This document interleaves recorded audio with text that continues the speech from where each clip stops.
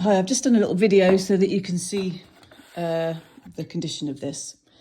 If I'm honest, I think the only thing that I can see that is wrong with it is there's this bit of string here, which obviously provides some tension to move the thing along when you type. So all these function well. Backspace works fine. The glidey thing goes across quite well.